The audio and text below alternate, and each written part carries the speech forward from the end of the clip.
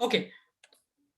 So let's imagine maybe you have a product. I think you got to admit. Gurtej, can you help us admit? I mean, I'm going on screen sharing mode now. If you can just go ahead and admit people, that would be great. Okay, so let's talk about in this way that okay, let's not name products. Let's have product A, product A, product E, product F, product G, product Z, product E, R. Some random products, right? And let's have another metric: number of people bought, number of people who actually bought the product. Let's randomly create maybe some values to start with, maybe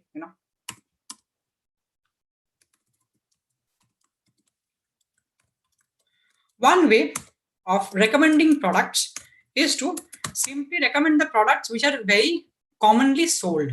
Now what it means that just in this case, in this example, how many products do I have? I've got around 8 products, right? So what I can do, I can blanketly follow a rule that okay, let me first of all sort it. These 3 are the most sold products, or these two are the most sold products. So what I can do, I can maybe simply send out campaigns or offers for these 2 products to everyone. So do you think that makes sense, everyone? I mean, sending recommendations or offers about the same product to everyone, do you think it makes sense? No. Rest? Right? So this is one of the very commonly used recommendation ways which were there, I mean, earlier, at least 5 to 7 years earlier. So this was the point when people understood that there is no point in actually spamming people with the same offer, because it can happen that maybe a customer, okay, it can happen that maybe E is sold quite frequently, quite a lot, but a different customer doesn't have requirement for E, so there's no point in spamming that customer. So you have to choose that, okay, so which is more relevant among these products for that customer. Now comes the next part.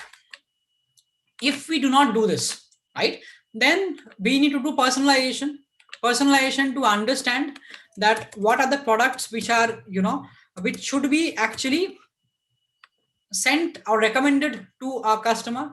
Over here, a challenge is there. I mean, it's still there. So what happened around, so let me talk about, I would say, evolution of recommendation engines. So this was a method around, I would say, 2006 to 2008 or 2009, right, in majority of the companies, right? Now what happened after in 2006 and 2009, even if you would have wanted to do personalization, it was very difficult because personalization involves huge computing power. Now imagine that you have a million customer, you want to personalized at a customer level. You need to run an algorithm obviously for that, right? Now running an algorithm and churning out results in 2006 was not easy, right? There was no cloud. Specifically, there was no cloud. I mean, Python was there, I mean, R was there, but without cloud, without a server, it's very difficult, right? Yes, server was there, but we didn't have that much of capability, right? So big data was not there in picture. That's the reason personalization was a problem during the era of, I would say, 2000 again 9ish to 2012ish. Now after that, due to, I would say, meteoric rise or increase in computing power, which we have witnessed, personalization has been taken very seriously, right? The reason for which I'm talking about this era is because in this era, just imagine you've got a million customers and you have so many products, right? So it's not just these 8 products. Just imagine a Flipkart, right, or an Amazon. So how many products do they host? I'm not exactly sure about the count of products. Maybe it'll close to 100,000 products, right? So for one customer, maybe a customer C1, customer C2, for each customer you'll have around a million records, right? A million records about whether the customer has bought the product, yes or no, right? So if I try to create maybe a data set very quickly, this is maybe product 1, this is product 2, this is product 3, so on and so forth, product 4. Now imagine, so you have 1 million rows or maybe 100,000 rows like these, right? And you have a 1 or 0. I mean, 1 indicates that you've bought the product and 0 indicates that you haven't bought the product. So just imagine that there would be data at this level. So do you think, before we actually had cloud or we had big data, we could process this amount of data? What do you think? Was it possible? I mean, it was actually not, right? So personalization was again a problem during 2009 to 2012 era. Post 2012 or post 2011 itself, I would say, right? Due to rise in computing capabilities, cloud came. I mean, the first to come was cloud era, right? Cloud era came. Then the next, after cloud era, Apache came ahead and built in various open sources tool, including Spark. There were other vendors like Amazon. Amazon came with AWS. Google came with GCP, right? Even Intel came up with products. NVIDIA came with products. So now, computation power was not a problem, right? Now you can go loose. You can actually do personalization to the last mile, right? So that's the point when actually personalization was, taken very seriously, and till date it has been taken very seriously, and going forward the personalization will gain much importance than what it had earlier, right? So now let me talk about a few different types of recommendation engines which are, I would say, prevalent in today's world. After that we would go on to solving a business case. Now before going on to defining different types of recommendation systems we are available, let me very quickly introduce you to what we are trying to solve over here in today's session. I mean, what business case will we try to solve? So I've created, or rather taken, I have actually taken up a case study from the telecom world. Okay, so a question to all of you: how many of us have worked in telecom earlier? Do you have any telecom experience? I mean, that's not required at all, but if you have, it will be easier for you to understand. Any one of us have already worked in the telco world? Anyone?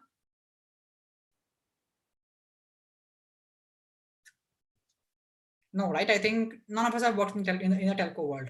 Lucky has worked in the telco world. Okay, student.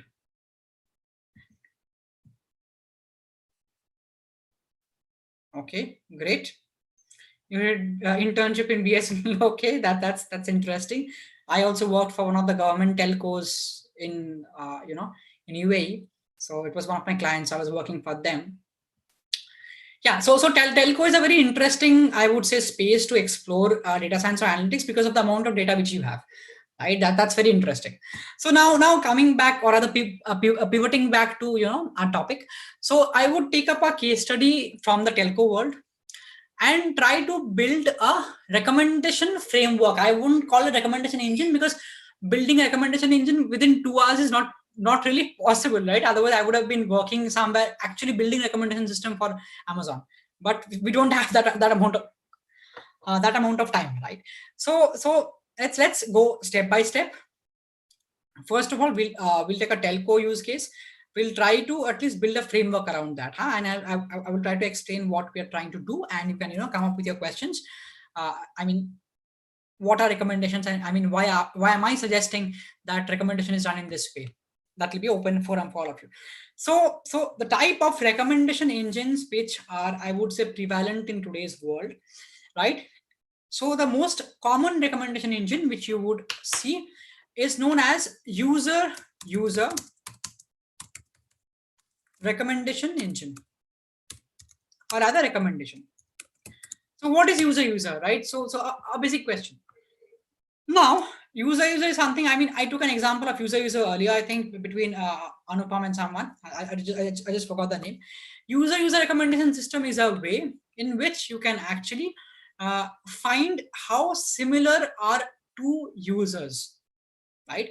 Now, how can you find how similar are two users? Obviously, depending on various trends and patterns, be it usage pattern, be it maybe what are the products you're subscribing to, right? Depending on your click history, depending on how many products do you buy, right? So on and so forth. So first method is called user method of finding recommendation. That's one. And believe me, I mean, with my experience in whatever, like in any of the clients with whom I have worked with, right? And not just including me, I mean, a lot of my friends in other organizations, user recommendation system is the most commonly used recommendation system going forward. And, people have been using it for some time and we still prefer using it. That's one. Second is known as item recommendation. So what is item recommendation? So in this way, you find which item is similar to the other item. I mean, let's take a very simplistic example, maybe. Okay, chocolates. Okay, so if you buy a Ferrero Rocher, I mean, you maybe you'll have a probability or propensity that you will also buy a Lind, right? So can anyone tell me what type of recommendation is this? I mean, with what I explained right now. Let's not go very technical. A priori, okay, a priori something. So in the interest of everyone, so if I'm buying Ferrero Rocher, I can also buy Lind, or I can maybe also buy a Cadbury, right? So what is that? That's nothing but at the end of the day, an item. Correct. Everyone understands. That's called item. Now imagine that, okay, at the end of the day, I am actually buying a chocolate. I mean, I'm buying a agnostic of any brand. I'm buying a chocolate, and Karthik over here, Karthik is also buying a chocolate, right? So if now Karthik buys maybe a packet of chips, right? So I'll also buy a packet of chips, right? So what is this kind of recommendation, anyone?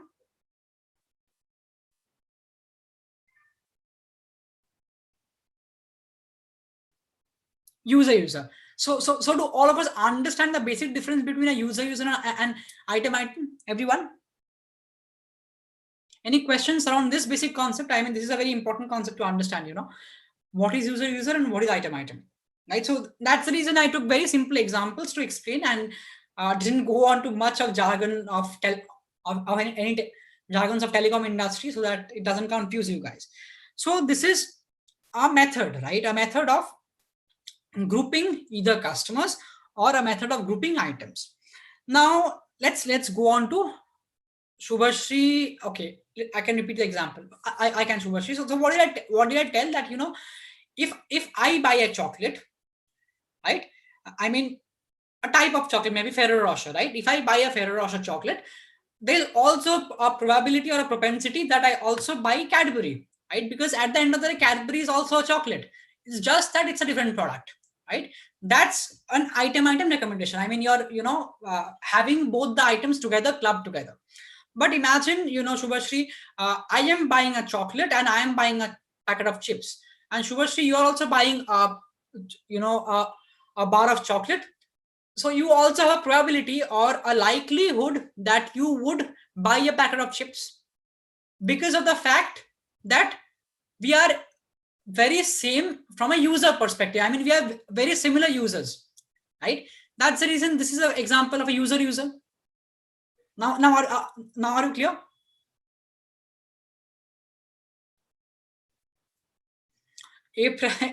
See now a priori is okay. Let me answer these couple of questions.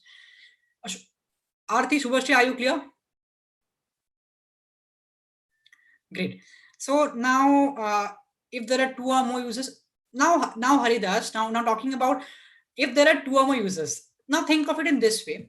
You have user 1 over here, you've got user 2 over here, user 3 over here, user 4 over here, simplistically. Okay, these are they in rows, right? So you'll also have them in columns, right? I mean, just think of it in this way. If I want to find user recommendation, so I can find a score between user 1 and user 2, user 1 and user 3, right? So if I randomly maybe define scores over here, very simplistically, yeah, just ignore, what did I do? Band between 1 to 5.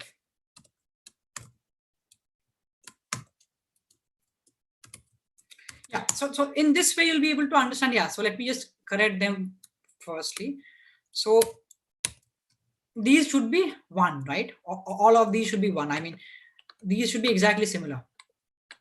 So the diagonal should be 1, and let me divide the rest by 10.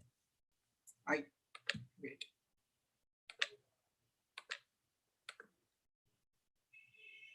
What did I do? It was what? 4 by 10? Yeah, that's right? Okay, my bad. Excel is tricky at times. So in this way, right? In this way, you can have scores for all the customers. I mean,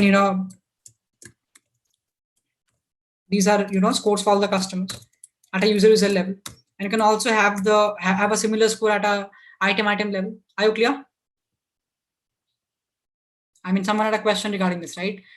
Haridas, are you clear about this thing? I think we are clear, right? A priori. So Karthik, a priori is a method, I would say, in which we do market basket. So a priori is basically, I would say, you have product 1, product 2, product 3, or maybe you got 10 products. I mean, E to G, you got 8 products. Now what we try to understand that, okay, I usually see that product E and A are sold together, and product F and E are sold together. So what I'll do, so imagine that there's a customer C1 who already buys product E. I will try to push product A because I see from my previous experience that product E and A are sold together in maximum of the times, and product F and E are sold together maximum of the times. So similarly, there's another customer, imagine, right, who's buying product E. I would try to also, okay, let me make it something different. Let me make it G. Okay, if I see that, okay, that a customer C2 is actually buying product G, I would try to push selling product F to the customer, right? So a priori is a bit different than recommendation, but yes, you can research more on this. There's something called market basket analysis, right? So a priori is used in market basket. Are you clear in everyone? I mean, Karthik, what you asked about a priori? Yeah. So Nikesh is for user. We need users and item. We don't need to check behaviors of other. Okay, let me go to the question. For user, we need users, exactly. And item, we don't need to check behaviors of other users. See now, Nikesh, now for item, it's a tricky question. It can happen that you're trying to sell the same item together. Okay, so to answer your question right now, let's keep it that way. Okay, yeah. For item, let's look at it this way. Yes, you are trying to club similar items together. Okay, I'll come to item and user combination of both of them later on. I think, Nikesh, this answers your question, right? Mudrika, why did we divide it by 10? Because okay, so skip it for now. I mean, we divided this by 10 because just imagine U1 and U1 will have the highest, I would say, what do I say? Highest similarity, right? So U1 and U1 will have the highest similarity. U2 and U2 will also have the highest similarity. If I'm tagging them as 1, right, then obviously hypothetically the other number should be less than 1, right? So it's just to make things intuitive to you so that the numbers are not illogical. I divided it by 10 so that it makes sense. That's the reason. Clear? Okay. Exactly. So Aarti, it happens, right? So now I'll come on to how do you create combo, right? So now how Myntra tells you to how Myntra gets combos for you, how Flipkart gets combos for you, Amazon. So I think that's a question all of us have right now, right? So let's go a bit deeper onto it. Okay, I mean, how do we do that? So till now, are we clear about what is user and item? Any questions on them? I think we are clear, right? So any questions? I would like to answer, I mean, any questions you have on the fly itself. So let's not waste, I mean, let's not wait till the end. If you have any questions, please feel free to shoot your questions right away. I think we are good. Okay, great. So let me first of all save this one, otherwise I won't be able to share this along with you.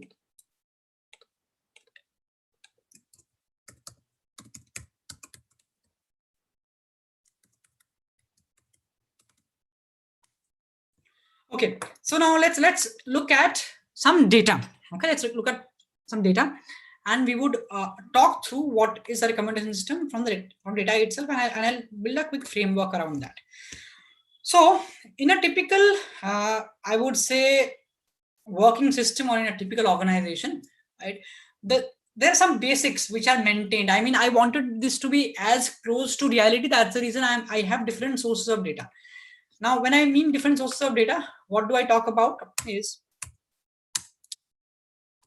so in a organization which maintains data, obviously, they don't have all the data in one table. Okay, so a question before I move on to, I think all of us know basics about tables and databases, right? So is there anyone in the workshop who's not very clear about what are databases, what are tables? Anyone? I mean, if you have any questions, please tell me. I mean, I'm going as basic as possible. I wouldn't scare you guys for sure. I think every one of us knows what is a table and a databases, right? So what happens in a typical, environment where we store data? Just imagine, let me, keep some boxes around it to help you to understand.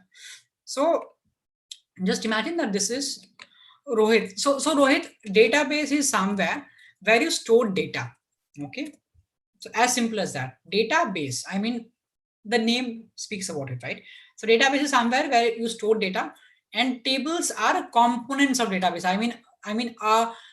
Our database will have multiple tables in which it will store data, right? So let me, if you try to maybe draw an example, maybe if I again take an example maybe of a color palette, right? So the color palette is database, right? The colors are tables.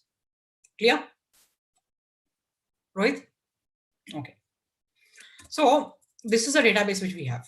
So what happens that we have multiple tables in a database, right? In an organization. In a typical telecom world, now I think all of us use cell phone. That's a very commonly used thing. I mean, every one of us use. And that's another reason, why I took a telecom case study to explain this to you. So there is a table, I mean, there is a way where we store demographics of a customer. So any one of us know what are demographics? I mean, what is demographic data? Any idea? Or is it the first time we are, hearing this term? Human population, not exactly human population. So a good one. Demographics, yeah. I mean, the typical English meaning is human population too. Let me term it as customer demographics. Customer demographics. Religion, location, okay, good one. Details of customer, exactly. So what Kanishka told, details of customer. Yeah, in general, gender can be a component. Religion, I don't think so. Religion is a component. I mean, at times, people collect. So just imagine, maybe you want to apply for a connection from Airtel, right? A postpaid connection from Airtel. So what do? You fill up long forms, right? You fill up long forms where you mention what's your name, what's your gender, what's your age, what's your address, blah blah blah, right? So that information is nothing but customer demographics. We also call it customer demographics / customer genome data. This helps understand the basic details of a customer. Now, what customer demographics look like? I mean, usually in age, gender, everything, correct? So let me have a quick look at our demographics data. So a very simplistic data.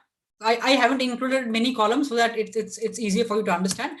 So you will have a customer ID. I think all of us understand why should we have a customer ID, because customer ID is required to uniquely identify a customer, right? You'll have customer age, you'll have the job of a customer, whether you're married or not, your education, your income, right? So on and so forth. Maybe you'll also have a location column, right? So I didn't include the location column right away.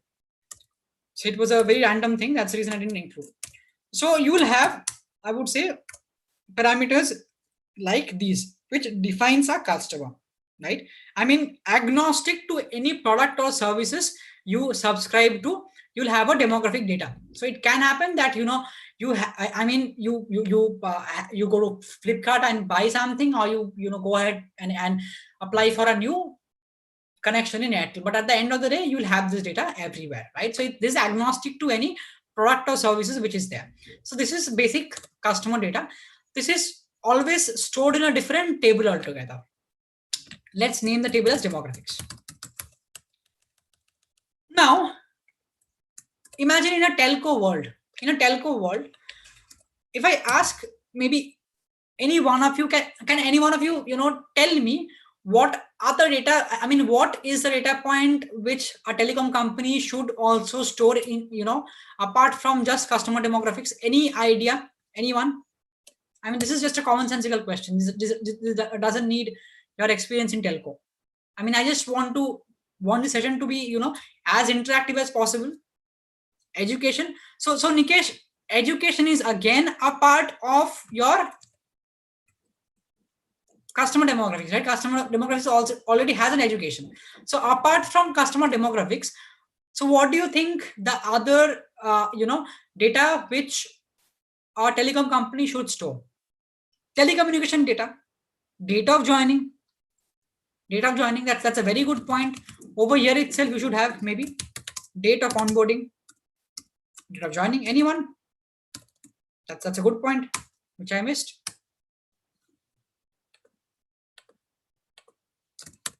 Right?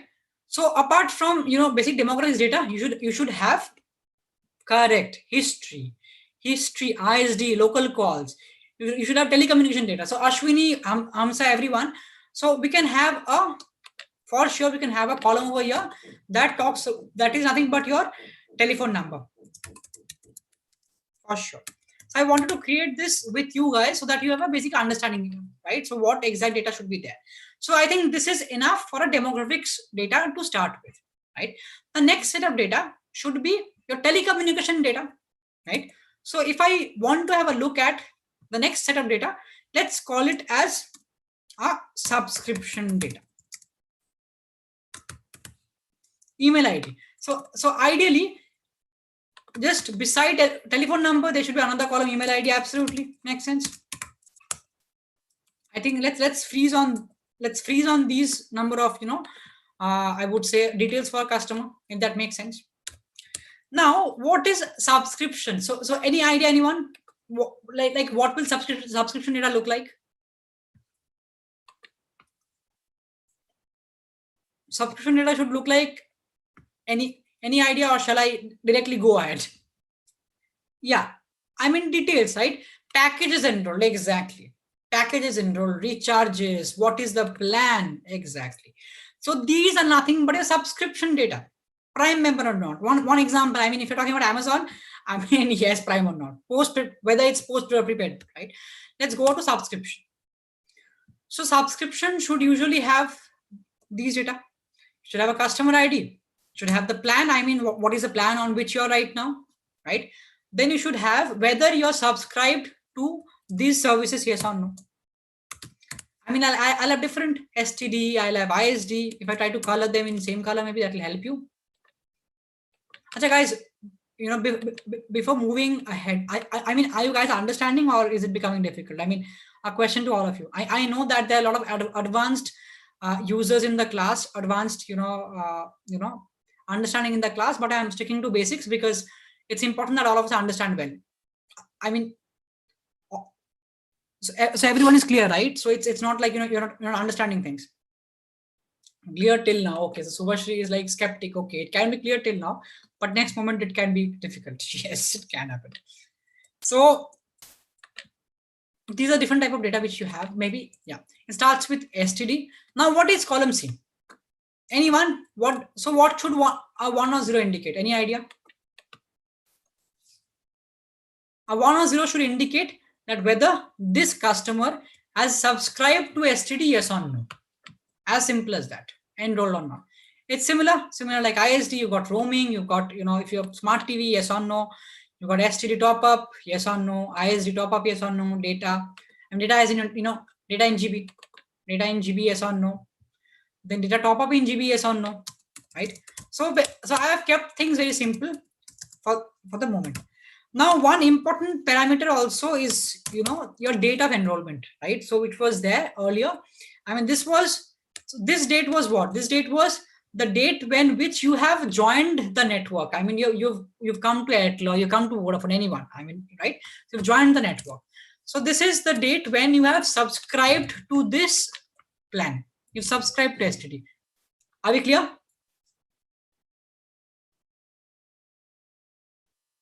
We are clear about this date and the earlier date, everyone. Great. So in this way, we'll have, subscription data. We'll have subscribed yes or no, and then we'll have a subscription date attached to it. Now, guys, let's look at the next set of data which we have. So this is called subscription data. I think we are very clear about how should a subscription data look like. Now, what next? Any idea, guys? Any idea? Next. What data should you have after demographics and subscription? Any idea?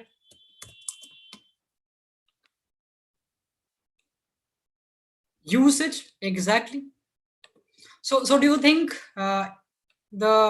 it's relevant? I mean, usage is something which we should have. Correct. Anubhav, good point. User review and complaints, good point. We can take that separately. Great. So I don't have it for this use case, but I can include it right away. I mean, I can do it on the fly itself. Let's look at usage. So what is usage? So how should this data look like? So guys, you have to be very, I would say, cognizant about the fact while you understand the data, right? Now, obviously, someone who's having a STD 0 cannot have a usage, right? Because that person is not subscribed. So these are nothing but STD usage in minutes, ISD again in minutes, roaming in GB, smart TV in number of minutes which you have, spent watching the TV. This is again in minutes in GB, right? So this is again the usage data which we have, right? I think we are all clear about the data of usage. Any questions around that? We are clear, correct? Now, very, well mentioned, Anubhav and Rahul. This is something which we can have. I mean, I haven't included feedbacks and reviews, but yes, if I create it right away, we can for sure have. So how, we capture data, I'll tell you. I mean, so we capture this data in the form of a call center, right? So what happens that you can either call a call center and you can have some reviews, or you can post your reviews in a online media, right? So what happens now for a telecom provider, right? It's very difficult to tag a customer ID or a phone number to an online presence, correct? So tracking feedbacks or reviews on a online platform is very difficult. So the only way which can happen, I mean, the type of data which we can have is number of inbound calls. Okay, so all of us, are we clear about what are inbound and outbound? Do we know what is an inbound call? Anyone? Or it's a new thing which we are hearing? West? I mean, is there anyone in the class who hasn't heard what is an inbound call or an outbound call? Anyone? You can please feel free and tell me. New thing. So what happens? It's very easy. No, inbound is correct. So imagine that there is a call center. There is a call center, or rather a complaint center of a company. What happens when you receive calls into the call center? This is called inbound. And when the call center calls you, this is called outbound. Clear, everyone? So inbound call usually happens to file a complaint, right? And outbound call usually happens for sales or collections. I mean, you can try to sell a product, or you can call a customer to collect, right? Sales as in, sir, I have this offer for you. Would you be would you be interested to go ahead and subscribe to this offer? That is sales. And collections is that, okay, sir, you've used this amount of data or minutes. I mean, if you're a postpaid customer, you have a bill of 1,000 rupees. and your due date is maybe tomorrow. So will you pay, yes or no? That's a typical collections call. Are we clear, everyone? Inbound and outbound difference, and what is the basic difference between these? Not just incoming and outgoing, but the difference between the nature of these calls. I think everyone is clear, right? Okay. So now let's go on to the type of data which we can have. Number of inbound calls, that's possible. Number of outbound calls, right? Number of issues raised, number of issues resolved. Anything else, guys? Yeah, let's not talk about call not connected for now, Nikesh. That's a different level of complication. I think yes, number of pending issues is an important number of pending issues. Pending issues, right? Now we can have, I would say multiple fields to capture the communication history. I mean, number of pending issues in the last 3 months, 6 months, 1 year. In this way, you'll be having a lot of, data points where you'll have the communication history of a user, right? In this way, you will be able to understand that whether the user is happy or not, correct? That's one type of data. So let's call it as your communication data. So are we all calibrated that these are the type of data which should be there? The next should be usage, and this should be communications.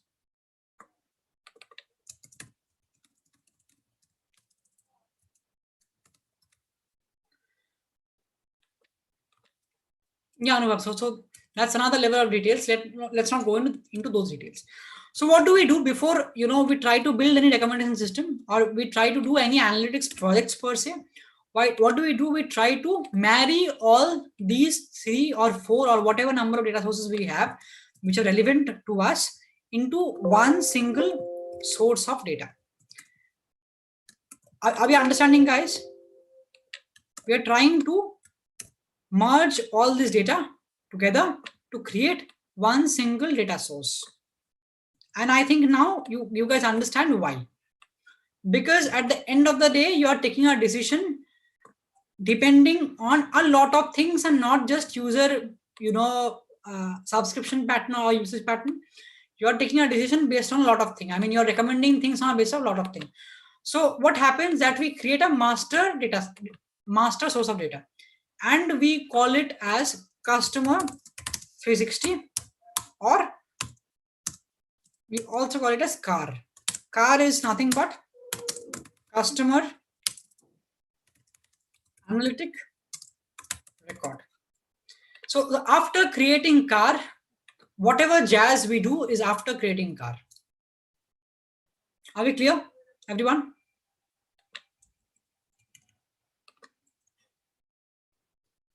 So at least now, do we have an understanding? I mean, how actually problems are solved in the industry, and not just using one single source of data and building statistical model or machine learning model. I mean, at least now do we have an understanding, everyone?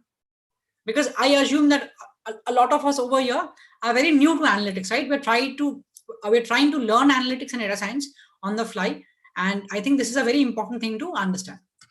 Is there anybody in the class who is adept with data science earlier, who is already working in any analytics company or any analytics team? Anyone?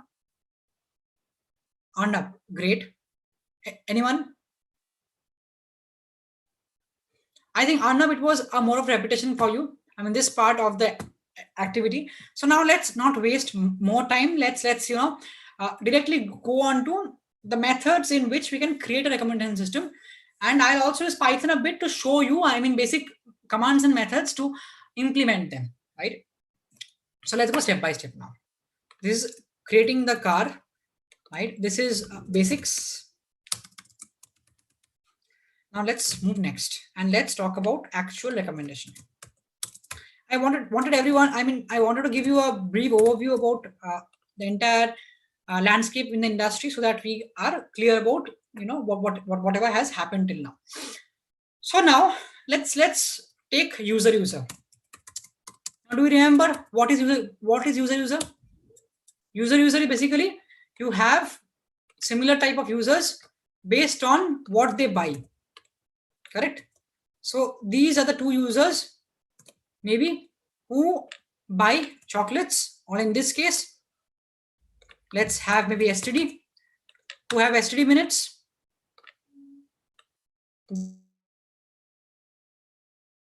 That's the reason these two users are same. Now imagine that this person has STD minute and this person also has STD minute, but this person also takes roaming. So I would try to push roaming to this customer once again. But now there are a lot of subjectivities around it, right? Now it can happen that this guy is STD. The usage of this STD guy is maybe 100 minutes. And usage of this guy is 500 minutes. Do you think these customers are the same? What do you think? No. Because the usage are very different, right? So at the end of the day, these customers are not same. So you have to again find a customer whose actually STD minutes is maybe 120 or 110, right? So that you can club these two customers together, and this is a different type of customer. So let's first of all look at what is user, and then we will go on to refining it a bit. So let's take maybe this example. I mean, let's take a real example. Let's take a customer ID. Let's take maybe these customer IDs. Let me hide them for now. Hide the usage columns for now.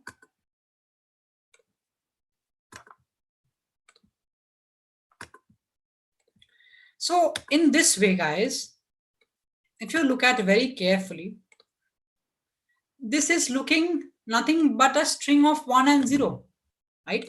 For each and every customer, you're having a 1010, series, right? Everyone. So we are having a 1010 series for everyone. I mean, depending on whether the person has subscribed, yes or no, right? So what happens? I mean, let's look at in a very basic mathematics format, in a very mathematical format. Imagine that you have a two-dimensional space. So guys, please concentrate on this. This is an important concept which you would need to understand. So think of, let me quickly copy maybe a few customers over here for now and place it over here. My bad, I shouldn't have copied directly. Okay, that's fine.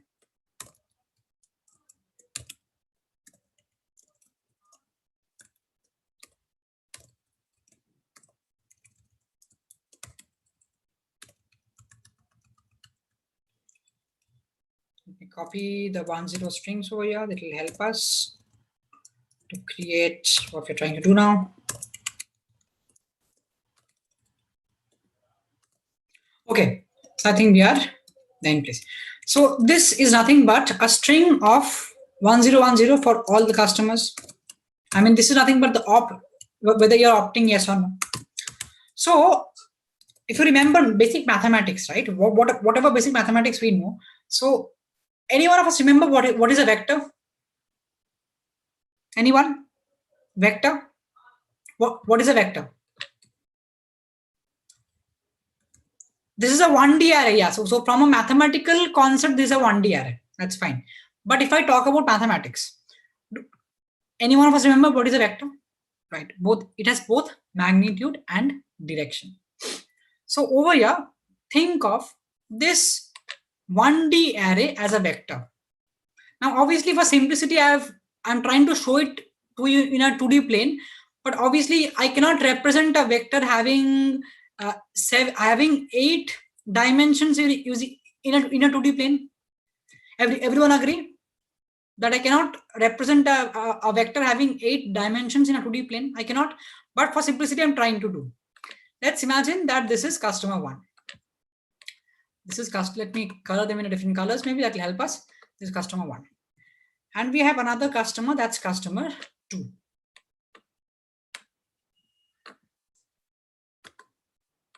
Let's imagine these two customers. We've got different customers. And we've got another customer that's nothing but customer 3. So in user recommendation, what we try to find, we try to find in a n-dimensional space, right? In an n-dimensional space, how close are two customers. If this is customer 1, if this is customer 2, if this is customer 3. So if you remember your basic mathematical days, correct? Now, if I try to find the angle between these two customers, I can. And if I try to find angle between these two customers, I can. I mean, this customer, and this customer, right? I can find angle between these two customers. I can also find angle between these two customers. Now, let's imagine that this is, I mean, between C1 and C2, okay? Or between C1 and C3. So let's keep C1 as a base. Huh? Between C1 and C3, I'll have an angle. Between C1 and C2, I will have an angle. Let this be 30 degree, and this be maybe 60 degree for now. So I'm just randomly putting some angle around this. Now, how did I get this angle, right? So I can easily tell that customer C1 and C2 are very similar because, you know, they are very closely related to each other. I mean, the angle between them is much less, right? Versus the customer C1 and C3, they are very far. So how do we find this similarity measure? There is a concept of cosine similarity. Cosine similarity is a concept where we find the cos of this angle. In this case 30, and in this case 60. All of us remember what is cos? I mean, obviously I won't ask you for the formula right away, but at least we remember what is cos, I mean sine cos. Everyone? I mean, I'm not going too deep into it, but everyone, at least we should remember this, I mean, this basic, right? Because if I now write the formula of cosine similarity, you will be like, please Anurag, you can stop and let us go. I mean, I don't want that. So that's the reason I'm not going into too details, but this is a way to find similarity between two different customers, to find cosine similarity. So do you guys also want to look at how to find it? I mean, what do you guys want? Kanishka wants. Rest? Sir, talking about the rest, I mean, are we understanding what I'm teaching, or it's not teaching, rather, like, you know, what I'm covering in the workshop, or is it very complicated? I mean, till now, I don't think so I have done anything complicated, right? Understanding, right? So yeah. So cosine, the formula for cosine similarity is very easy. The formula for cosine similarity is C1 dot C2. Let me just divide. I mean, it's better that I actually get the formula from internet. I mean, I know the formula. It's nothing but dot product divided by multiplication of their mod. Let me just, you know, get a formula from over here itself so that it's easier. I mean, at least I'll be able to copy it over here, and, you know, because it's not possible to write this formula in Excel. I can explain how we are doing it, which is the easier one to show you. I mean, this is this is the easier formula to show.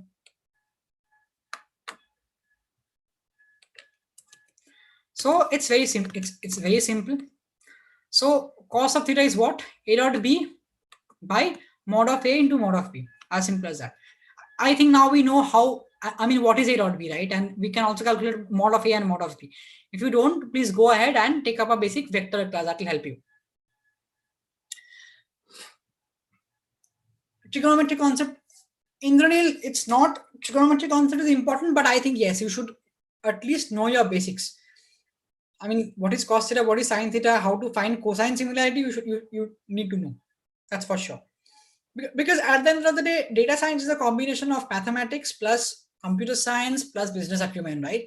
So you should know basics. It's not like, you know, you'll be, you know, researching about trigonometry, but yeah, you should be comfortable with trigonometry at that point that you should be able to, you know, at least hold a conversation that much. So I think everyone, are we clear about this formula? Any questions? I mean, how do we find cosine similarity? Any questions? I mean, anyone. I mean, I want an answer from a lot of people. I mean, I'm waiting for people to answer. We are clear, or it's very complicated? Hi, Vaishali. I didn't see that you are in the class. Hi. So, Vaishali, are you clear? I mean, everyone, are you clear?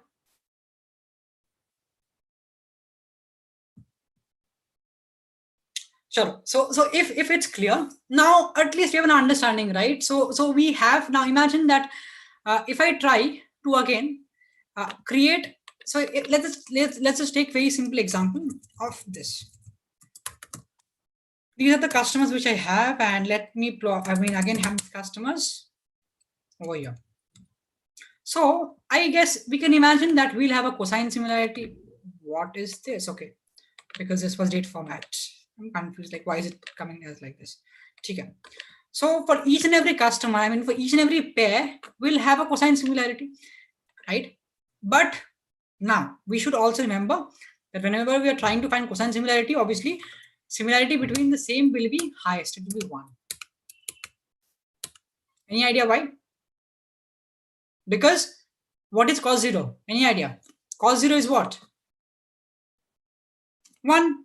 So when you're so in order to explain this series of ones which we will have over here in the diagonal, imagine that you're trying to find this cosine similarity. I mean, I'm trying to find cosine similarity between C1 and C1. So the distance, I mean, the angle between them is 0, right? Because you're trying to find the distance between exactly same two vectors, right? That's the reason it's 0. So cos of 0 is 1. Clear?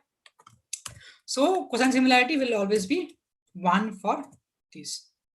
And obviously the maximum value of cos can be less, can be 1. So let's keep randomly some values for now. Okay, guys, are we enjoying the session, or do we want to go into Python and do more complicated things? What do you want? I mean, I want your understanding. Rest. I mean, I can be a business consultant. I can be a data scientist. I mean, which hat do you want me to wear? This one is good. Yeah. So I shouldn't be. Chalo. At least we are good. Let's have some random numbers. Maybe 1 to 10, 1 to 9. 1 to 9 and divide by 10 for now, so that we have at least some probabilities to look at.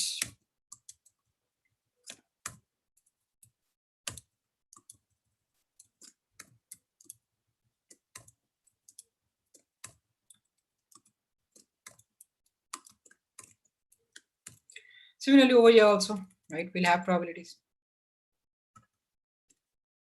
Now, one point, just think of it in this way: 1 and 102, right? Needs to have something. In this case, 102 and 101. I mean, over here itself, see, even this has a value, right? So if you quickly look into this matrix, right? Quickly look into this matrix, that 101 and 102 are having a, I mean, it should have a cosine similarity, right? But if you look at maybe 102 and 101, there's already a value over there. So always remember, this matrix should always be half filled, right? And these are the points where we shouldn't have any numbers. Are you clear in this? These should be blank always. These should always be blank. Let me gray it out for now.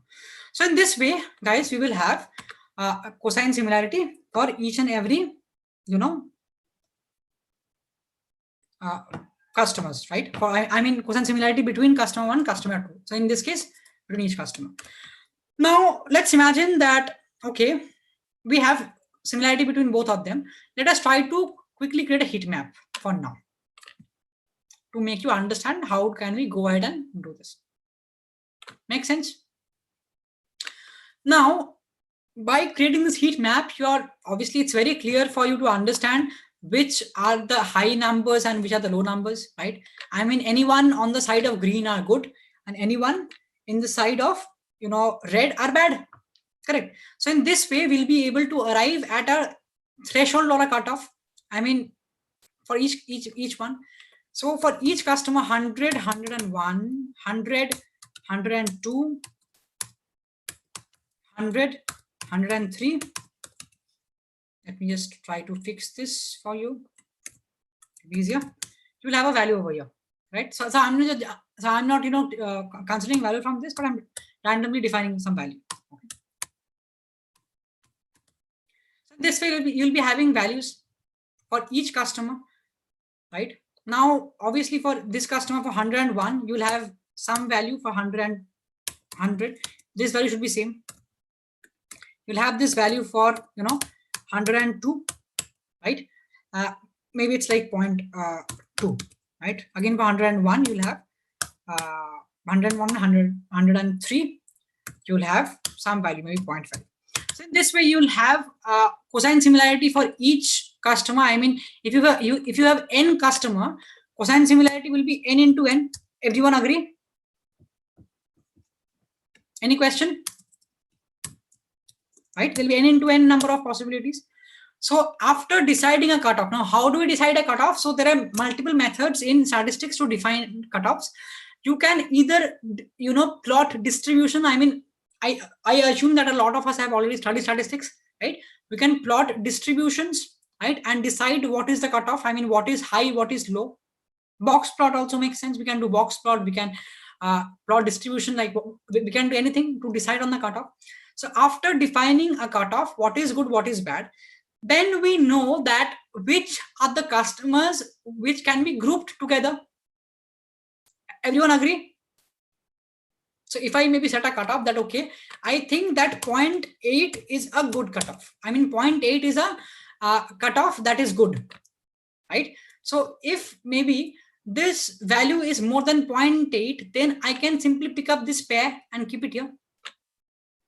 I don't find anything that is, that is more than 0.8, so I cannot get any pair from this combination, right? Very similarly, if I also have other customers, right? Maybe customers like, over here, like 102, 102 and 102, 102. So in this way, we try to cluster the customers, right? I think we are at least getting where we are trying to reach, right? In this way also, what I'll do, I'll pick up this set of customer and I'll place it somewhere. So in this similar way, I'll have multiples, I mean, hundreds and thousands of different pairs, right? In this way, I'll be able to at least cluster the customers. I mean, I can create very, define clusters that 103 is very similar to 100 and 200. So now what business rules will I set? I mean, this is something which we had to do mathematically, right? Now imagine it can happen that 100 and 104 can also be same. 100 and 106 can also be same. I mean, it can have probability more than, I mean, it can have threshold of more than 5, 0.8, right? Even this can have maybe 0.89. Now, then if I ask you a question, so in this situation, what do you think you will do? Any idea? So which is the closest customer of mine? I mean, I'll have multiple of them, right? For one customer, where you'll have this threshold more than 9. Anyone? So what do you think? I mean, who do you think is the nearest customer to 100? Obviously, the one which has the maximum value, right? 103 is, I mean, if I try to sort this very quickly, descending to ascending, 103 is the most common, I mean, is the closest to 100, right? Followed by 107, 104, 106. But over here, there is a problem. The problem is that while building recommendation engines, we are not always focused towards user. Correct? Now, how do I take into account this problem? The problem which I was talking about, that you can have, I mean, where did those bubbles go? The STD bubbles. I mean, yeah. So I think I was showing you somewhere, right? So it can happen that you have, I mean, you are using STD 100 minute and someone is using STD 500 minute. but you guys are not same, despite of the fact of having one. Because over here I understand that it's nothing for this value is with respect to if you're opting or not, but this value doesn't consider that how many minutes you have used or your usage pattern. Do you think that's a problem, everyone? Because this does not take into consideration that, okay, I know that you're opting for this, but you're not similar because your usage is different, right? I think that's a very plausible problem, correct, everyone? I mean, am I talking sense? First of all, I just want to understand that. I mean, are you guys understanding?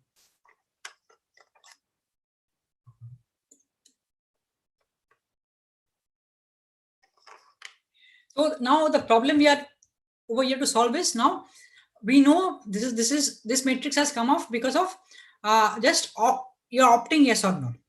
Now let's quickly create some. If I go back and take some data from this, it will take again some time. For the interest of time, I'm taking some random numbers. That's fine. Okay, let me create some random numbers for now. 100, 500. Okay. Now this has usage patterns. So how many of us over here remember Euclidean distance? Okay. So any one of us have heard about Euclidean distance? If the plan of both the customers is same, then usage will affect. Yes, exactly, Nikesh. If the plan of both the customers is same, then usage will affect, right? I think that's a very good point. That's a reason one. That's again a reason I shouldn't actually take any random data. I should use some data which would make sense. Otherwise, it will be very confusing for you. Wait. Let me spend maybe 30 seconds on this. It just helps.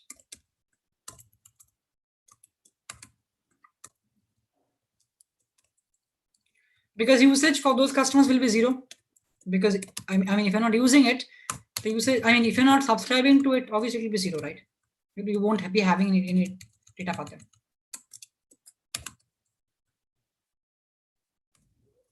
In this way, we capture. Correct. Sushma has exactly said the right thing. So now, am I missing something?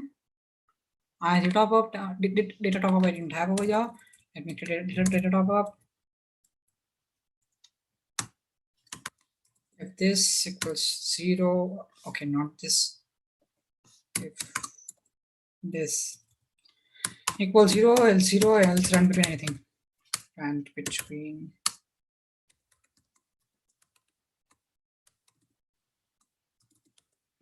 Okay, so in this way we are having the usage pattern, the exact usage pattern which should be there. And just to be extra careful, you should understand that if it's 0, it's because there is no opting for this type of I would say service, right? That's the reason it's 0. Otherwise you will have some value. So now what do we do? Over here we have seen that basis of opting yes or no, we can use cosine similarity to group customers.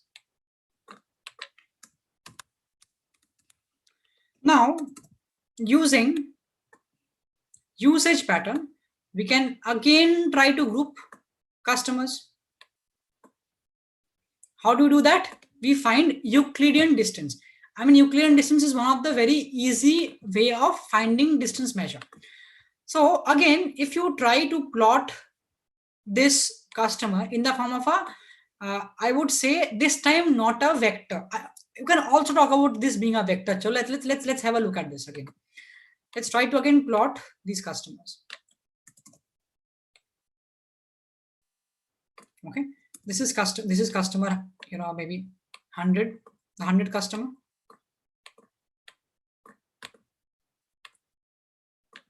This is the 100 customer. This is maybe the 101 customer.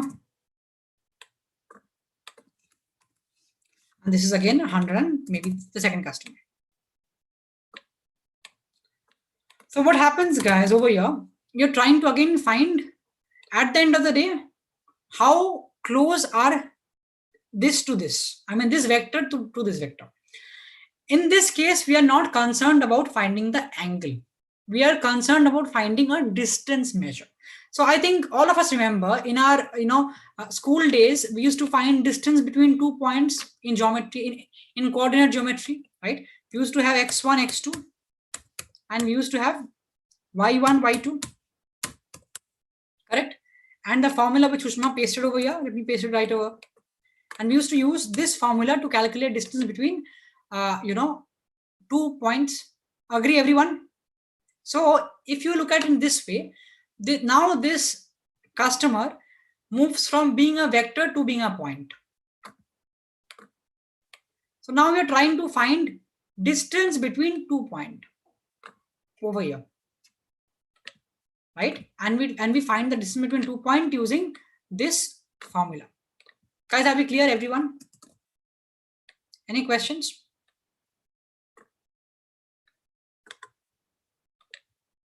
I mean, are we understanding it, or it's becoming very complicated, everyone?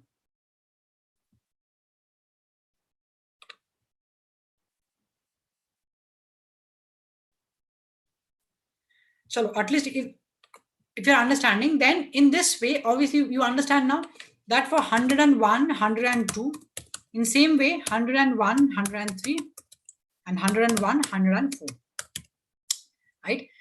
And similarly, 102, 103, 102, 104, 102, 105. Just an example, right?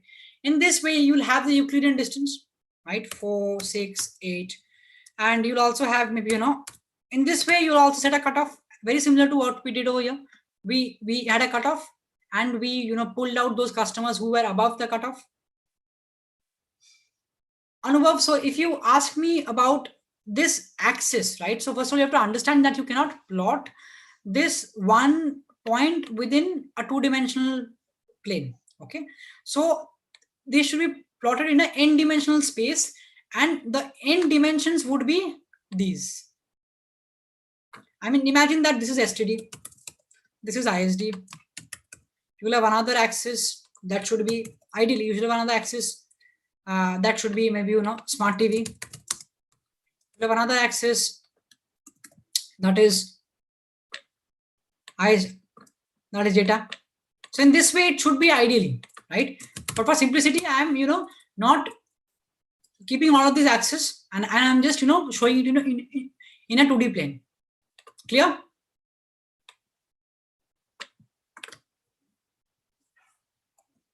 Okay. In this way, we'll have distance between all. We'll have a threshold cutoff. Now imagine that for each customer, for each customer 100, we'll have 101, 102, 103, 104, 105. You'll have n number of customers, right? One you would have is your nothing but your cosine similarity, cosine distance, not distance, cosine measure. You'll have a Euclidean measure, right? This can be always less than 1. So let's keep some random numbers for now, and let's look at, I'm trying to solve a business case study and not very much concerned on the technicalities. I hope that's fine, right, everyone? Euclidean can be anything, because it's again a root over a, right? It can be 1 to maybe 25 for now. So in this way, you will have cosine and Euclidean distances for each customers. For each customer with respect to each customer, right? Now, let me quickly go to Python and show you how to actually calculate cosine and Euclidean distance, so that you can also find it. You can also calculate it back home. Okay. Let me just go to this browser. I think I should be having it somewhere.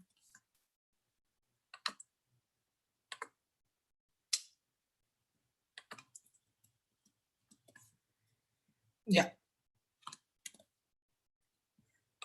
So before the class, I was just trying my hands out how to do that.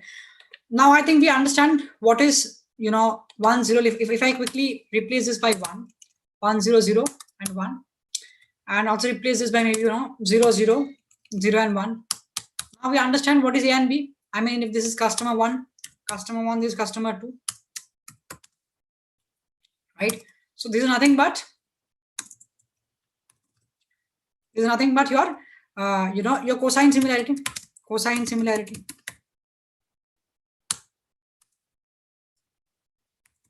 Cosine similarity depending on opting yes or no.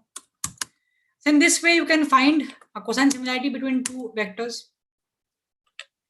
You have to use a function called cosine, which is available in the spatial package. In this way, you'll get a spatial distance. That's a cosine similarity. So Python is used in this case to find cosine similarity, because if you try to find cosine similarity using Excel, it will take ever long, right? And in ideally in the use case we are trying to solve in this telecom use case, you would need to use some tool to at least deliver the project, right? You cannot use Excel at the end of the day. I mean, Excel is good for explaining stuff. So in this way, we find cosine similarity. So guys, are we clear? Any questions?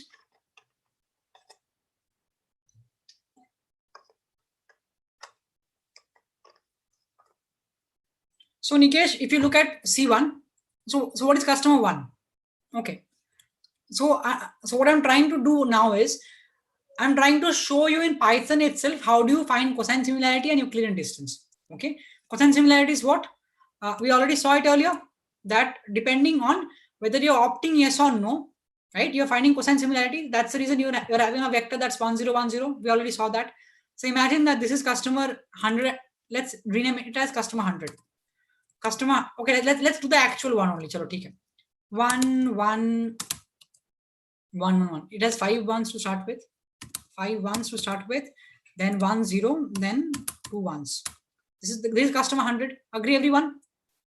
Customer 2 is nothing but it starts with 0, 0, 0. Then again, couple of ones. Couple of 1. Then 3 zeros. Right? So this is nothing but customer 101. So I've defined this customer in the form of vectors, which I was showing over here, in the form of vectors, right? And I want to find the cosine distance between these two vectors. It's very simple. We are finding there's a package called there's a function called cosine available in the spatial library. Sorry, in the SciPy library. Okay, you can find cosine by using this simple function called cosine available in SciPy library. In this way, you get the cosine distance between these two. Similarly, you can get cosine distance across, all of them and create a matrix looking something like this. Clear? Now, I also wanted to show you how to calculate Euclidean distance. Let me quickly create maybe a vector looking something like this. What we have, C100. What is a vector over here? If I look at C100, let's write it down over here. 152 is the first one. Second is 125. Third is 122 once again, 135, 172, 0, 57,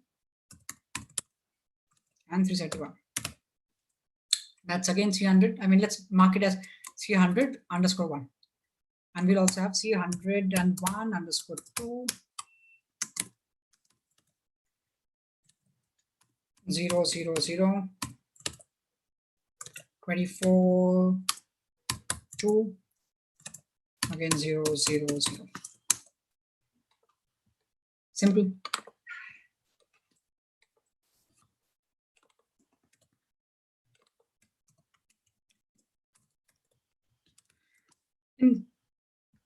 What did I do? Are not same 1, 2, 3, 4, 5, 6, 7, 8. 1, 2, 3, 4, 5, 6, 7, 8. That's weird. What is the problem? I simply try to find usage over here. Should work.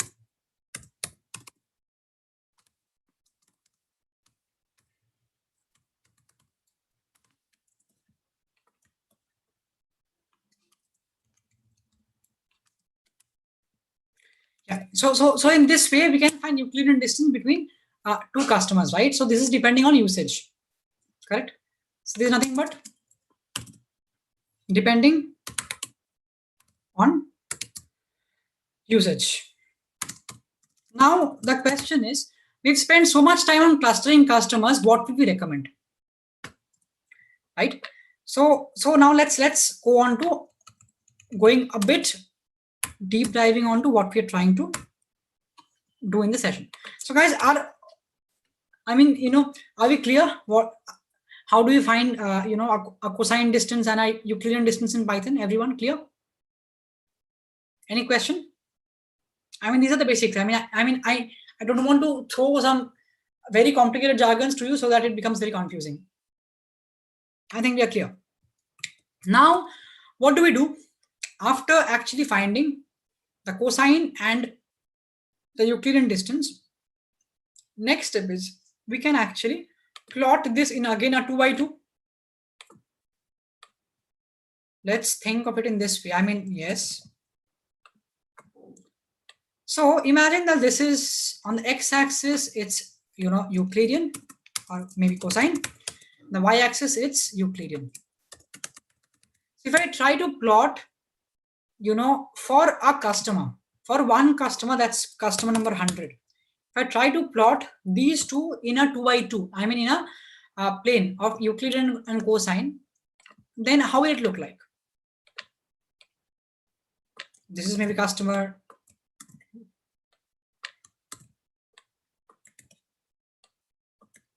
In this way.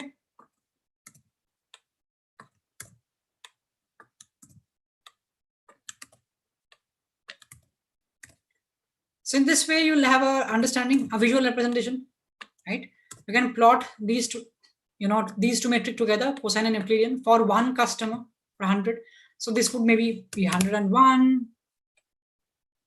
This will be maybe 102, so on and so forth, right? So I'm not spending time to name them. So what you can do very quickly, I mean, now comes the business part. Now, how do you come up that which customer is very similar to the other and what can you recommend? So let's divide this 2 by 2 plane into 4 quadrants. This is, I would say this session is, a combination of understanding business as well as understanding technical nitty-gritties. Guys, are you enjoying? I mean, do you think you're understanding things or it's getting very complicated? I mean, is there anyone in the class who's thinking it's getting complicated? Anyone? I bet there will be someone, right? At least, you're finding it complicated, you're finding it tough to understand. Anyone? Or are we clear? Everyone is clear? That's actually surprising. That's surprising for me. It's complicated, but understanding, right? Shubhashri. I mean, everyone, I mean, at least you should be able to take back home something. I mean, so if I would have taught you very complicated, a recommendation system, it would have, been very complicated. So that's the reason, I thought of sticking on to very, very basics, Euclidean and cosine, and again, then overlaying business rules on that. Yeah, a little bit complicated, but are you clear till this point, guys? Everyone, are we clear till this point? Tricky to hoga. So, but are we clear till this point? Everyone, anyone, do we have any question? In the interest of time, we've got just 20 minutes left. I'll cover this business overlaying right now, and I'll show you how to recommend things. Clear, right? Chalo. Now, if I divide this into 4 quadrants, right? So, can I name these quadrants? First of all, this quadrant would be what? High cosine and high Euclidean. What is this? Low cosine and low cosine and high Euclidean. What is this? Low cosine, low Euclidean. This is high cosine and low Euclidean. So if you look at it in this way, this is the best quadrant for me. Agree, everyone? I mean, if I pick up these customers are the most matching customers for me. I mean, for 100, let's name this as maybe 105 and this is 106. This is 125. So do you guys agree that this quadrant will have the most relevant matches? Because it is having both high cosine and high Euclidean. It means that these customers are not only same in subscribing or opting to a service, but also they are same in terms of usage. Correct? So these are very similar type of customers. Now, but what will I do? Right? That's a question. What will I do? Now, what will I recommend is a question. Shouldn't the distance be less for more similarity? My bad. Exactly. My bad. My bad. So this should be basically my bad. Exactly. Well, that's a very good point you've picked up. I don't know why, I just went the opposite way. Thanks a lot, man. Yes, exactly. So technically, very high cosine, right? Very high cosine.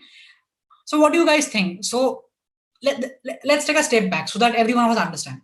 So what do you think? Cosine should be high or low? I mean, if cosine is high, it's better or bad?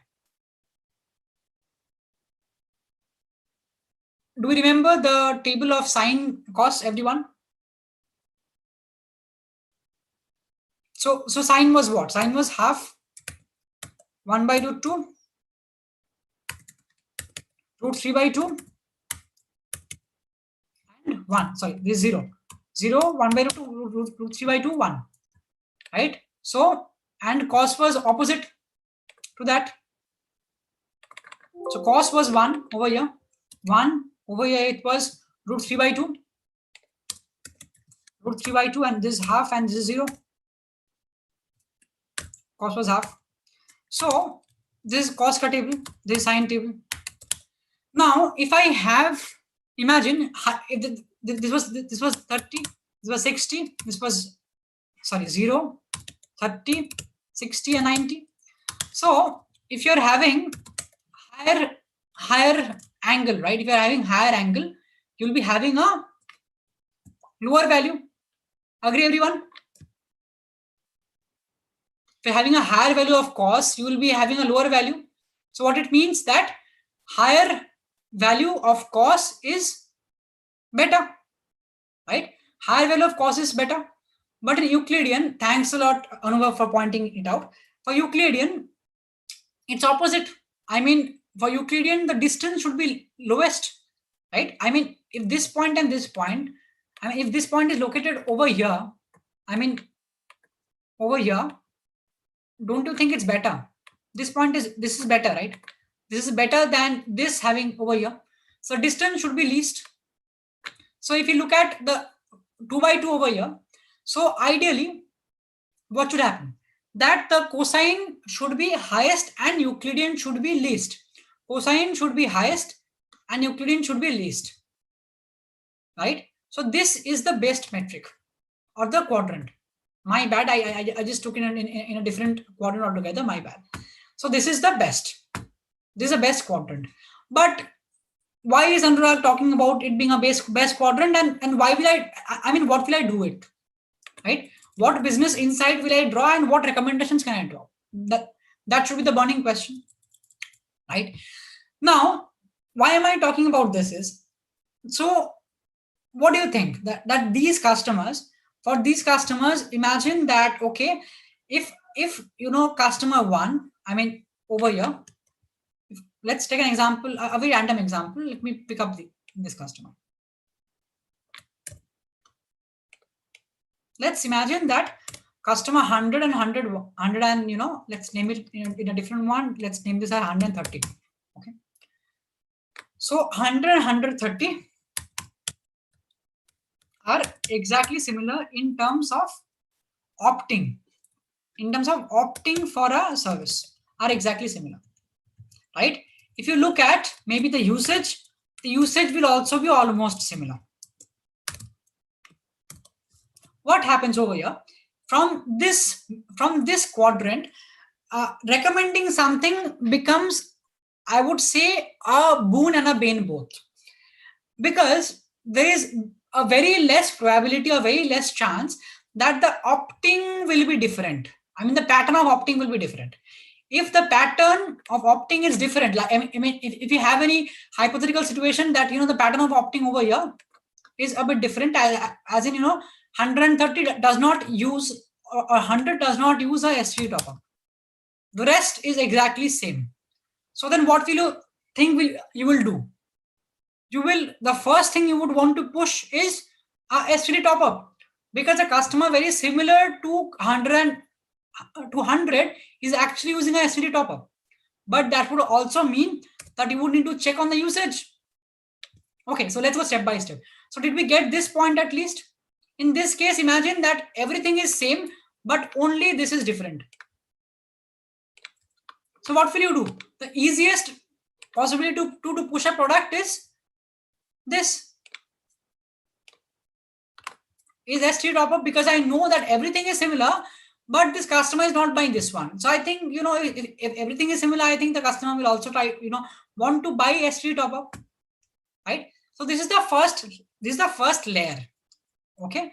So what decision did I come to over here? That I can push a STD top up, but there should be different business rules overlaid now. Now, if you see that maybe opting wise they're very similar, but the STD usage for this customer is very low. Over here it's 500. They're on the same plan. Will you still push STD top up? You won't, right? The next layer is again finding the usage. Usage permits, yes or no? Yes or no? So in this multiple type of business rules, we will overlay to come up with a strategy that finally I can actually propose a STD top up to customer 100. So in this way, I would say this is the simplest way of recommending products or services to customers. Guys, are we at least, close to understanding, close to reality about what has been done around? I mean, are we understanding, or it's very complicated, everyone?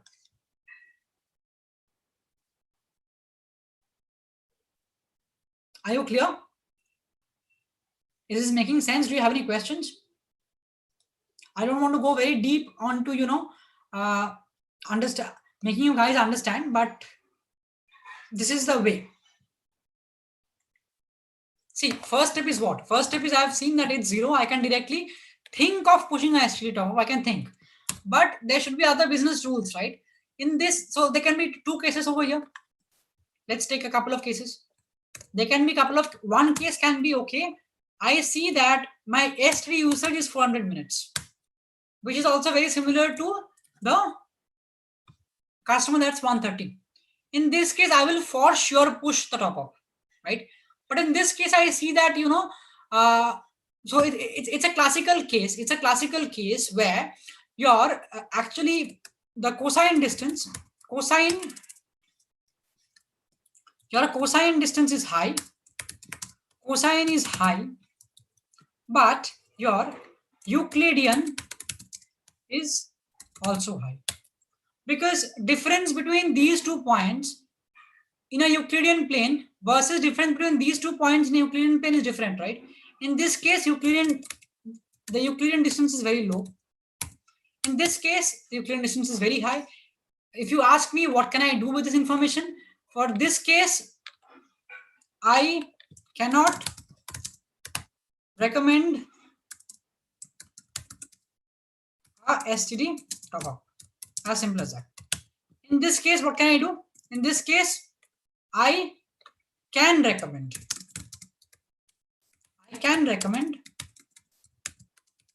a STD. Now, there are different types of recommendations which happen in a telecom world or in an industry. Okay, let me quickly, talk about them a bit. Achha, so do we understand these 4 quadrants now? So this is an example which I took was of cosine similarity high and Euclidean high.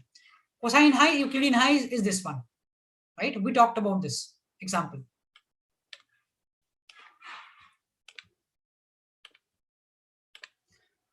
So now this is the best one where both will be high. So you can actually go ahead and directly. So this is the concept. This is the case for this one, where Euclidean is low and cosine is high, right? So if I name them into quadrant, if this is quadrant 1,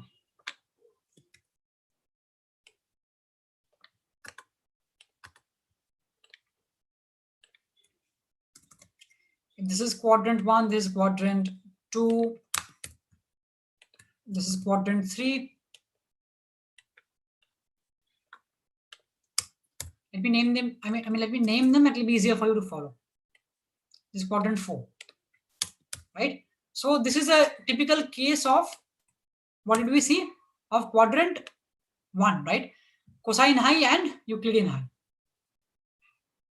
This is the case of, and this one is the case of the fourth quadrant, where cosine is high and Euclidean is low.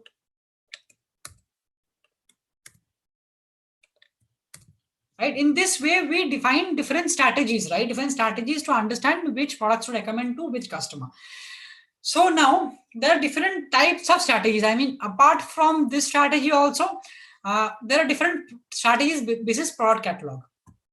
When talking about product catalog, you can have a group of main product, and you can have a product, you can have a group of ancillary product.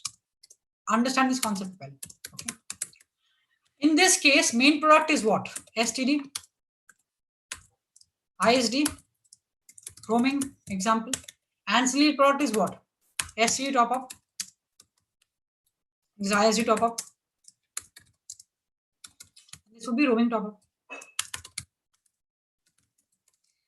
So there is a basic business rule which should be overlaid on top of everything. I mean, my algorithm can say that you know, go ahead and offer this product to, you know, customer 130, right? So if I take a different example now, that if an example looks something like this, that okay, in this case, I have an example where, you know, even this is same, but there is no roaming. There is no roaming. Let me add another column over here, roaming top up. Roaming top up will also be 0, correct? And over here you will have a roaming, and over here you have a roaming top up. Okay. So typically in this case, what happens that even if my algorithm says that okay, you can offer a roaming top up to this customer, right? Will you offer? What do you think? In this case, you get a situation that the roaming top up is 0, but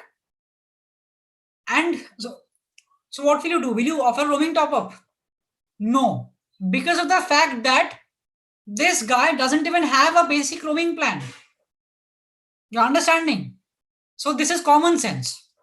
So common sense as in you have to overlay multiple business rules before recommending. I mean, you cannot recommend that is not making sense, which again takes us to this example that an ancillary product can only be recommended only and only when a main product is been subscribed by the customer. Ancillary product can be recommended when the main product is already subscribed by the user. Guys, any questions around basics of recommendation? Yeah, this is not, I mean, in a couple of hours you cannot cover a lot of recommendations, but at least at the end of the session, if I send across this Excel file to you, I mean, no, if you look at this, I mean, even if you look at the recording, I think it's available in YouTube, in other platforms also. Did this session at least help you to understand how recommendations work? Did you at least take back something is my question. I mean, for the interest of time and for the interest of everyone, I didn't actually, you know, go ahead into too much technical details, right? So I didn't go into Python and, you know, go ahead and build a recommendation engine for you because that's very complicated, to be very honest, right? I thought of, you know, sticking to this. Also in the same, you know, flavor, I also showed you how to calculate actually these matrices using Python, right? Now you can use these commands, these functions to actually find what we did in today's workshop, and you can also complete the entire, I would say, story, right? I will share the data which we used in today's workshop. I'll also share this code along with you so that you can take reference of this code to find cosine distance and Euclidean distance.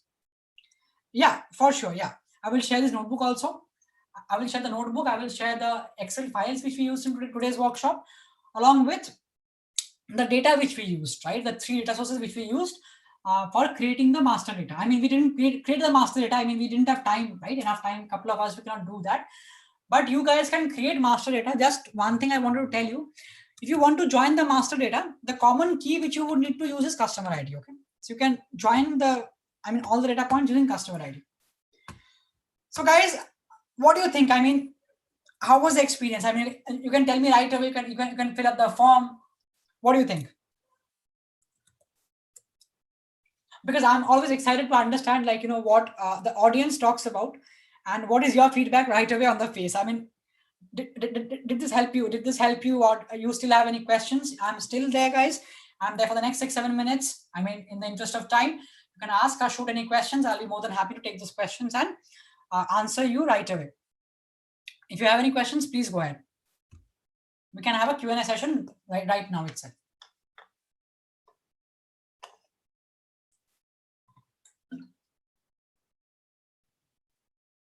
Okay, Rahul says it was at least somewhat helpful. Karthik also feels, I mean, for something helpful. Chalo, theek hai, at least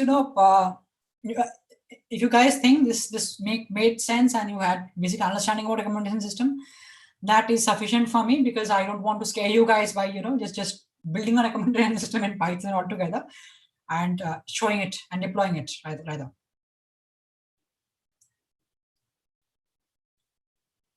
Anubhav, so I'm a good teacher.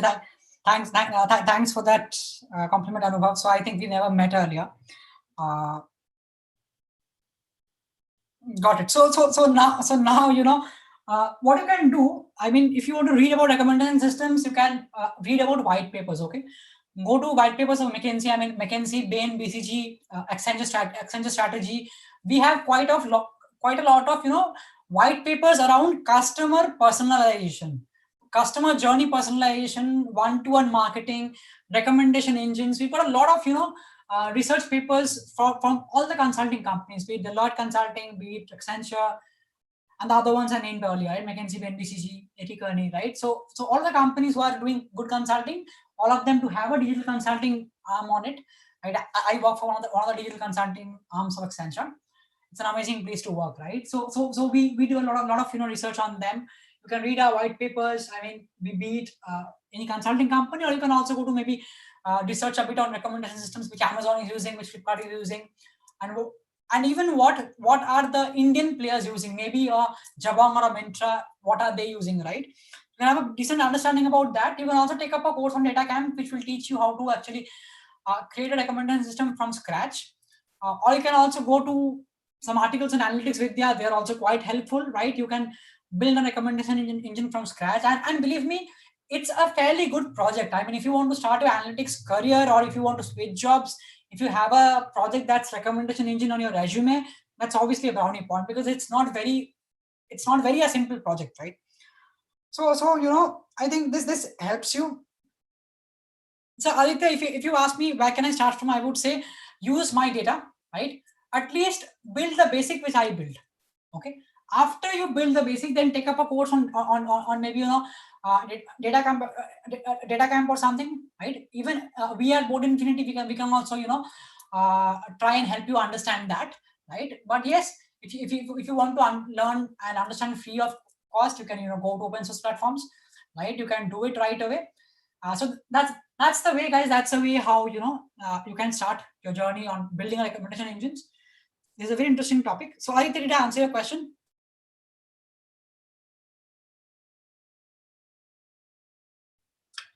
Can you share the link? 1 minute.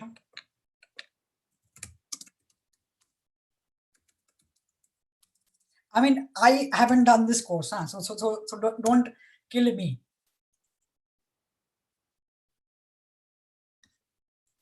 Maybe this can help. It's a beginner tutorial. You can read them. Yeah, sure. You can read the basics of recommendation engine 1 second from here. Then you can try to build one. So I'm not using any of them, okay? But you can at least get to understand more recommendation engine in details, right? Yeah, obviously I use these commands, that's for sure. So yeah, that marks the end of the workshop, and I really appreciate everyone for joining and taking your time out to join me. I really appreciate. Thanks a lot. I hope this has been a helpful session for all of you. Really, can I pin down some sources? Yeah, Rahul, I think I've pinned down some sources, right? So if you have any questions, please reach out to Board Infinity directly. Thank you so much, sir, also, for the add informative on LinkedIn. workshop. I'm there on LinkedIn. I think, yeah, absolutely. Thanks a lot, Chalo. Okay, so you can add me on LinkedIn. I'm available on LinkedIn. I'm available as Anurag Mukherjee. Let me just bring in. Okay, that's all, guys. So you can reach out to Board Infinity or to me, and we'll be more than happy to take your doubts and questions. So thanks a lot again. Bye bye. Cheers. Yeah, I've already shared my LinkedIn. I mean, I've shared my link. I've shared my name. You can search for my name. You'll find just there is one Anurag Mukherjee who works for Accenture and he's a consultant. So you'll just find one. Okay, guys. Then bye bye. Thanks a lot once again. It was pleasure having you today on the house. Thank you. Bye bye.